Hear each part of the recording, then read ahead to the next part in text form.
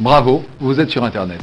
Bon alors calmez-vous, il y a de ça quelques semaines déjà, je suis passé sur le Discord de Droitard Fragile et Naïf VS Expert. Ouais, ils sont deux à gérer ce Discord. Bref, ils ont une chaîne Twitch, j'ai vu du monde et je me suis incrusté. Et il se trouve qu'ils étaient en live. Et vous le savez sûrement, mais ces gens-là sont plutôt très à gauche de l'échiquier politique. Donc en gros, là, je venais de m'engouffrer tout seul dans la gueule du loup. Grenade, ça, hop, grenade dans la gueule. Attention, grenade! Donc s'en est suivi un échange très cordial et bon enfant entre les différents intervenants et moi-même, qui a duré de mémoire une quarantaine de minutes peut-être. Et à un moment, Naïf VS Expert me dit que mes vidéos sur l'islam sont islamophobes. Quelle indignité. Bon, la routine, sauf que d'habitude, je vois ça en commentaire sous mes vidéos. Là, j'ai l'occasion de répondre en direct, donc je fonce. Objection par-ci, argument par-là, hop, un petit sophisme qui sort des buissons. Bon, en gros, l'exercice est plutôt plaisant, car bienveillant, et moi j'adore la contradiction. Et ça tombe bien, je suis vraiment sur un champ de mine entouré de vrais gauchistes, en train de parler de l'islam alors que j'avais rien demandé. Vraiment, le rêve de toute une vie est en train de se réaliser. Sauf que, le lendemain, j'apprends qu'ils ont supprimé leur live uniquement à cause de moi, car j'ai émis des critiques sur l'islam et les musulmans radicaux. Bien évidemment! Bien évidemment! Bien évidemment! Je vous laisse écouter ça et on débrief juste après. Déjà, je sais pas si vous avez vu, mais les lives au mois de mai, il y en a pas eu beaucoup. Donc... Bah, il y a eu la semaine dernière. Ouais, mais... Il existe plus. Comment? Il n'existe plus le live de la semaine dernière. Ouais, tant pis. Il a été cancel. C'est dommage, il était marrant. Ouais, mais bon, j'avais pas envie que marrant. Jordanis fasse une vidéo là-dessus, quoi. Tu vois, Ah ouais. je veux pas alimenter son truc islamophobe. Ouais, on est d'accord. Donc, autant j'ai beaucoup apprécié parler avec Jordanis parce que tu peux discuter avec lui de plein de choses et c'est super cool. Autant c'est vrai que là-dessus j'étais là. Ouais, bon. Ouais, mais moi je trouve que. Enfin, franchement, c'est un mec. J'ai quand même été agréablement surpris, ouais.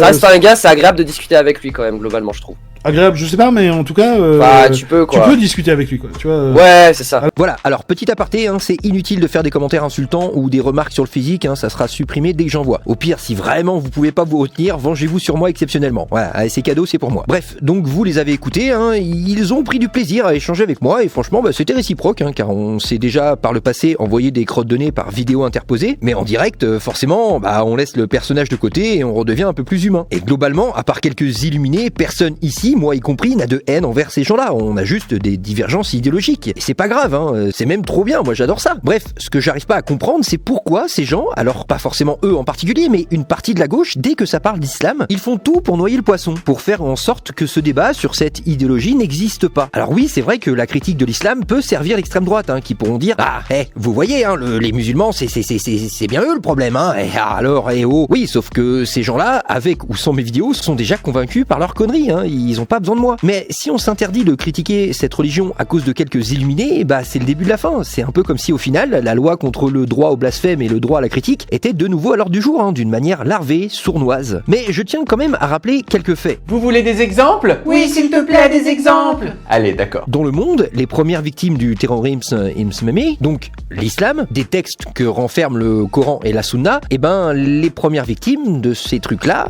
c'est les musulmans. S'interdire la critique de cette religion, c'est en quelque sorte invisibiliser les victimes. De plus, en France, la religion qui génère le plus d'homophobie, c'est l'islam. Et surtout, même si ça peut paraître paradoxal, les premières victimes de cette homophobie, ce sont des musulmans. Et c'est logique, parce que plus cette religion est présente dans une population donnée, plus cette même population est susceptible d'engendrer des comportements homophobes, même, et je dirais surtout, au sein de leur communauté. Ouais, c'est marrant. Donc ces sondages-là, ça ne veut pas dire que tous les musulmans sont homophobes, non, ça veut dire que cette croyance engendre plus d'homophobie que les autres, et participe de ce fait à l'exclusion sociale des musulmans LGBT. Enfin, les mecs, ils ont double peine, quoi. Ils sont détestés par l'extrême droite et les gens de leur communauté. Oh! J'ai le droit de vivre un peu! Et au milieu de tout ça, t'as une certaine gauche qui dit non, circulez, y a rien à voir. Non, chut, on ne, tu chutes, non, là, j'entends rien. En gros, on devrait pas en parler, sous peine de faire le jeu de l'extrême droite. Non, je refuse de mettre sous le tapis une problématique bien réelle qui sévit en France et partout dans le monde. Et je ne vous parle même pas des apostats en France, qui, après avoir quitté cette religion, se sont sentis tellement trahis, tellement manipulés qu'ils passent leur temps à combattre leur ancienne religion en créant des comptes Twitter, YouTube, pour en parler entre eux, comme une sorte de thérapie qui leur permette d'éructer ce qu'ils ont vécu à cause de cette religion. Et en France, en tout cas, hein, ce genre de groupe d'apostats, il y en a partout. Ça, même à New York, c'est pour vous dire. Et j'ai étrangement pas l'impression qu'on retrouve ça dans d'autres religions. Pas dans ces proportions-là, en tout cas. Comme si finalement, il y avait vraiment une dimension sectaire propre à l'islam. D'ailleurs, je sais que pas mal d'apostats me suivent, donc n'hésitez pas à le dire en commentaire, ça fera toujours plaisir, hein, et ça montrera à ces gens-là que oui, vous existez, et oui, cette religion engendre des comportements délétères. Et oui, vous avez besoin d'en parler. Bref, je ne comprends pas cette autocensure à propos de l'islam. Vraiment, ça me dépasse. Et toi, mon petit bonhomme, t'en penses quoi finalement de tout ça? Parce que moi,